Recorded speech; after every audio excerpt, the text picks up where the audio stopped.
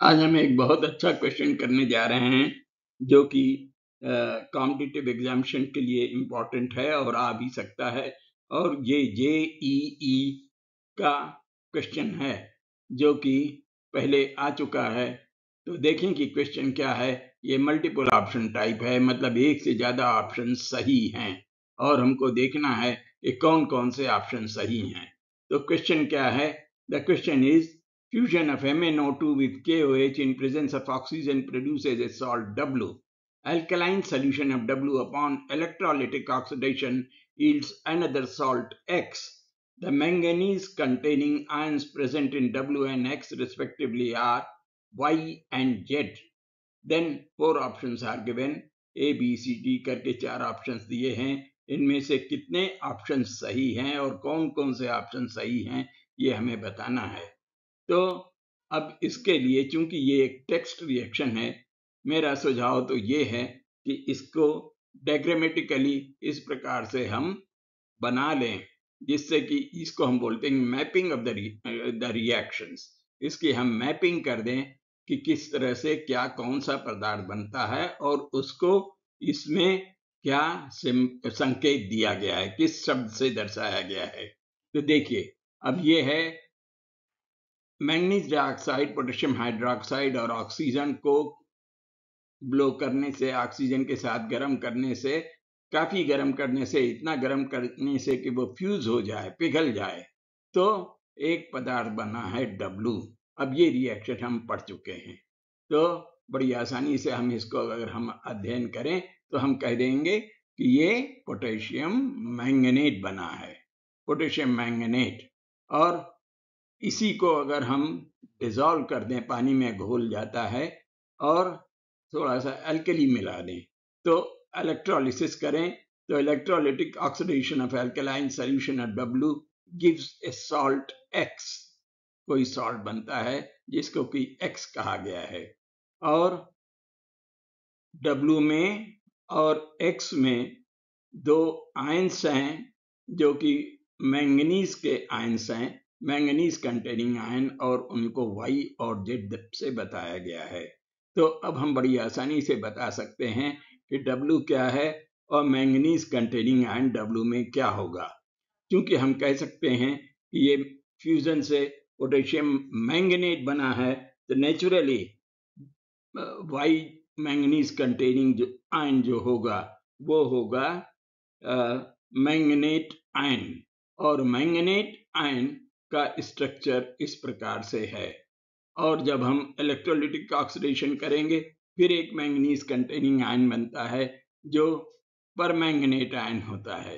अब हम इस तरह से समझ लेने के बाद हमको ऑप्शंस को एक एक करके देखना पड़ेगा। बोथ Y एंड Z का जो स्ट्रक्चर है, मॉलिक्यूलर स्ट्रक्चर या आयनिक स्ट्रक्चर, या वो इस प्रकार से है, मैंगनेट आयन और परमैंगनेट आयन। दोनों को अगर हम देखें तो दोनों का शेप टेट्राहेड्रल है, दोनों का टेट्राहेड्रल शेप है, और दोनों ही कलर्ड है।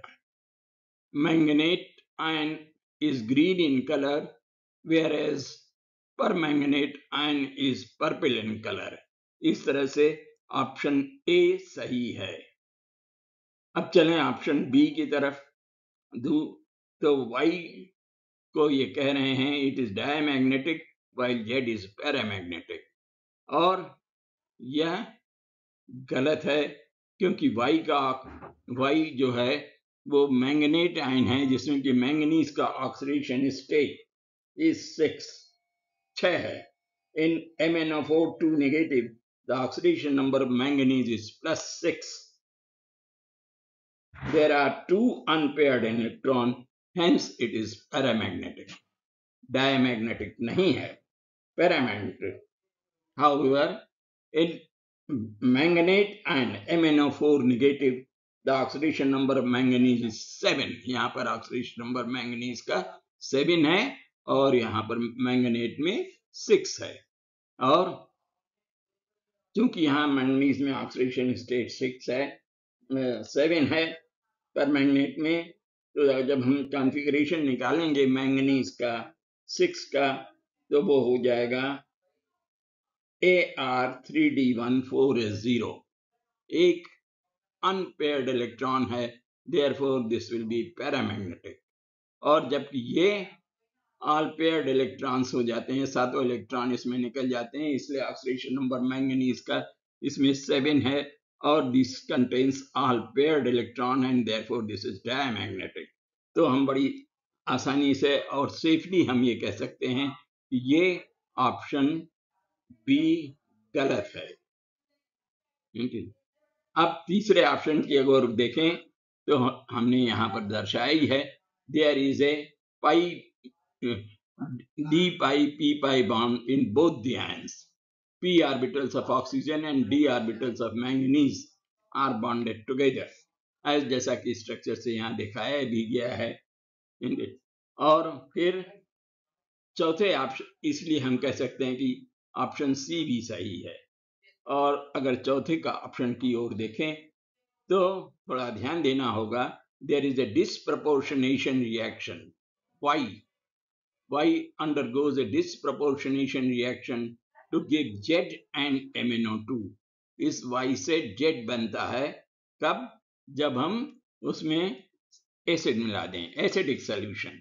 सो डिस्प्रपोर्शन तो हमें मालूम है कि a particular atom having different oxidation states in the product and the reactants. So in aqueous acidic solution, Y undergoes disproportionation reaction to give Z and MnO2। Z तो बनेगा और MnO2 बनेगा। तो इस प्रकार से ऑप्शन डी भी सही है। और जब हम देख रहे हैं तो हम बड़ी आसानी से सेफली कह सकते हैं the correct options are A, C, D। But still we have to look to reactions, complete reactions। The reactions are like this। देखिए फ्यूजन में क्या रिएक्शन हुआ, पोटेशियम मैंगनेट बना। पोटेशियम मैंगनेट किस प्रकार से आयोनाइज होता है, ये यहाँ पर potassium ion and manganate ion, और फिर पोटेशियम मैंगनेट को इन्होंने कहा है कि प्रोडक्ट W है, और manganate ion is Y। Then manganate ion has only one unpaired electron, therefore it has a d-d transition, exhibits green color। The paramagnetic behavior in Y is due to the presence of unpaired electron in it। अब देखने में तो लगता है कि हाँ 2 electron unpaired है, लेकिन जब हम स्ट्रक्चर लिखते हैं तो वो इस प्रकार से आता है, the oxidation state of manganese in manganate ion is +6, electronic configuration is Ar3D14S0, s orbital खाली है, 4s ऑर्बिटल, तो एक अनपेयर्ड इलेक्ट्रॉन है। So this is also correct। Then we move to electrolytic of potassium manganate, and what will happen? You get hydrogen, potassium hydroxide, and potassium permanganate। And this potassium permanganate, when heated, forms potassium ion and the manganate ion, and potassium permanganate is marked as Y and manganate ion is marked as Z। So in aqueous solution, the partial charge transfer occurs between the molecular entities, how the reaction is represented here, and then there is a disproportionation reaction occurring here like this, that 3MnO4 plus 4, of course in acidic medium you get manganate ion, manganese dioxide and 2H2O। तो ये reaction इस प्रकार से दर्शाया गया है। और finally we can see the molecular structure of manganate ion and permanganate ion both consist a pi bond between p orbitals of oxygen and d orbitals of manganese। Okay, thank you।